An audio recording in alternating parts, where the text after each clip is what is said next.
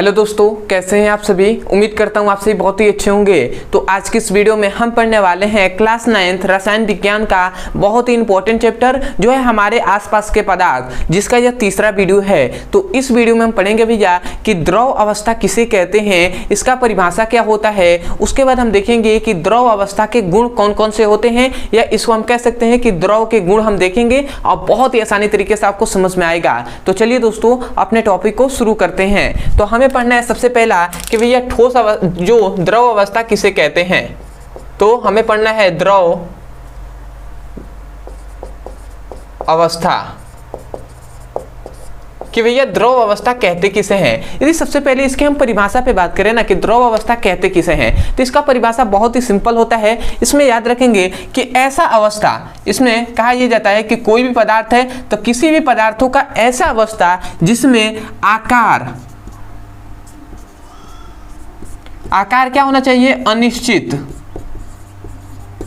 आकार कैसा होना चाहिए भैया, अनिश्चित होना चाहिए, परंतु जो आयतन होता है ना, आयतन वह निश्चित होना चाहिए।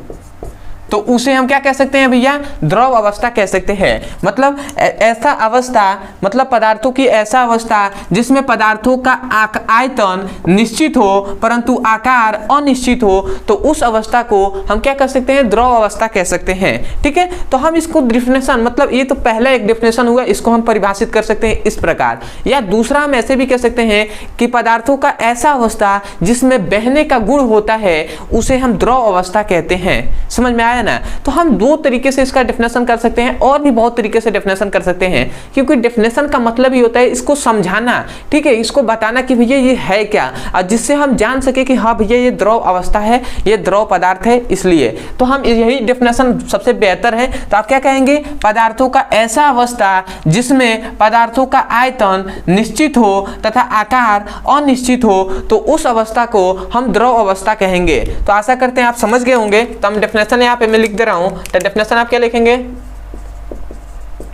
पदार्थों का ऐसा अवस्था जिसमें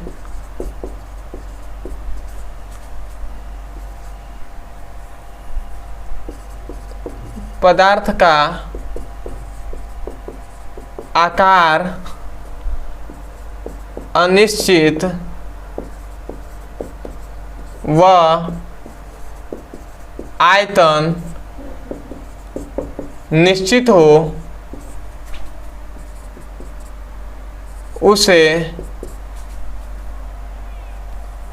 हो, तो उस अवस्था को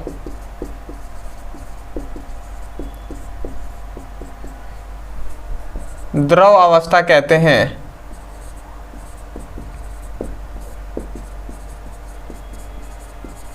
ठीक है, तो यहाँ पे हमने डेफिनेशन लिख दिया है कि पदार्थों का ऐसा अवस्था जिसमें पदार्थों का आकार अनिश्चित होना चाहिए और जो आयतन है वो निश्चित होना चाहिए, तो उस अवस्था को हम द्रव अवस्था कह सकते हैं। द्रव अवस्था मतलब जो तेल होता है, आपके घर तेल है वो है, जो जल है वो भी है। ठीक है, और भी जो जिसमें बहने का गुण होगा भैया वो सभी क्या है, द्रव अवस्था है। तो आशा करते हैं इतनी बात आप समझ गए होंगे। तो एग्जाम्पल में आप जल और तेल लिख सकते हैं। ठीक है, इतना बहुत सारा है। और मरकरी भी आप लिख सकते हैं क्योंकि पारा में भी बहने का गुण होता है। अब आते हैं भैया दूसरा कि द्रव अवस्था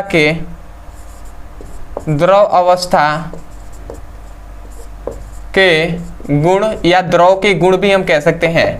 तो भैया इसका सबसे पहले तो इसका निम्नलिखित गुण होता है। तो हम लिखते रहे हैं निम्नलिखित गुण होता है। अब ये निम्नलिखित गुण कौन कौन से होते हैं, तो दो हमें पता चल गया है इसके परिभाषा से ही। तो पहला क्या होता है भैया, इसका आकार, इसका मतलब किसका, द्रव अवस्था का। ठीक है, आकार अनिश्चित होता है।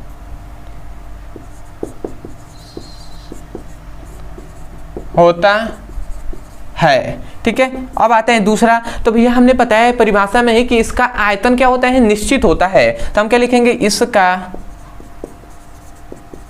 आयतन निश्चित होता है। ठीक है, इसका जो आयतन होता है वो निश्चित होता है। तीसरा आते हैं कि इसका घनत्व कैसा होता है भैया, तो याद रखेंगे इसकी जो डेंसिटी होती है, जो घनत्व होता है वो कम होता है। किसकी तुलना में भैया, ठोसों की तुलना में कम होता है और द्रव की तुलना में अधिक होता है। तो हम सिंपल वे में लिख सकते हैं कि इसका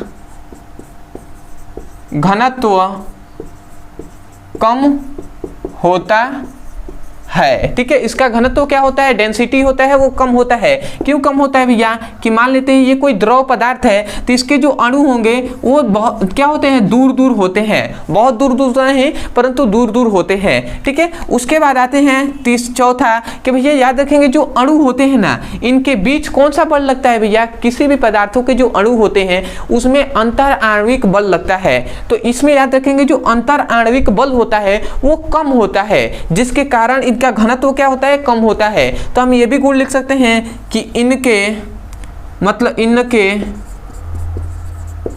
अणुओं के बीच अंतर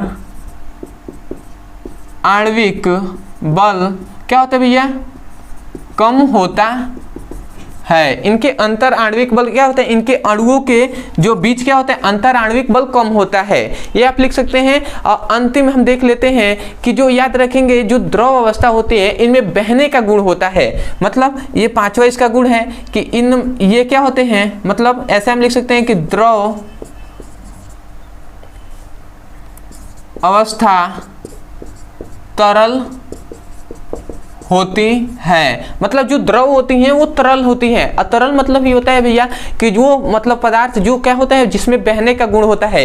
तो आप ये लिखते हैं कि द्रव अवस्था क्या होती है, तरल होती है। या आप ये भी लिख सकते हैं इसके बाद कि द्रव में बहने का गुण पाया जाता है। तो आशा करते हैं दोस्तों आपको बहुत ही अच्छे से समझ में आ गया होगा। तो मैं यही कहूँगा कि यदि सच में आपको इस वीडियो से कुछ भी सीखने को मिला हो, यदि समझ में आया है तो सबसे पहले तो चैनल को सब्सक्राइब कर दीजिएगा, वीडियो को लाइक कर दीजिएगा, हो सके तो हमें कमेंट सेक्शन में जरूर बताइएगा कि आपको वीडियो कैसा लगा। दूसरी बात, यदि कोई भी टॉपिक समझ में नहीं आता है किसी भी क्लास का, फिजिक्स और केमिस्ट्री का, तो केवल आपको उस टॉपिक का नाम लिखना है यूट्यूब पर और अंत में हमारे चैनल का नाम लिख देना है ब्रदर सर या पीबीसी ब्रदर सर, आपको वो वीडियो मिल जाएगा। वहां से जाकर आप अच्छे से पढ़ाई कर सकते हैं। तीसरी बात कि यदि किसी भी क्लास का, खासकर क्लास 9 का यदि आपको पढ़ाई करना है फिजिक्स और केमिस्ट्री का, तो इसी वीडियो के डिस्क्रिप्शन बॉक्स में आपको लिंक दिया गया है। उस लिंक पर क्लिक करके आप चैप्टर वाइज सीक्वेंस में फिजिक्स और केमिस्ट्री का पढ़ाई कर सकते हैं। अगर किसी भी क्लास का चाहिए तो आपको यहाँ पे नंबर दिया जा रहा होगा, इस नंबर पर व्हाट्सएप करके आप किसी भी क्लास का फिजिक्स और केमिस्ट्री का लिंक प्राप्त कर सकते हैं। तो चलिए दोस्तों आज के लिए इतना ही, मिलते हैं अगली वीडियो में, तब तक के लिए धन्यवाद। जय हिंद, जय भारत।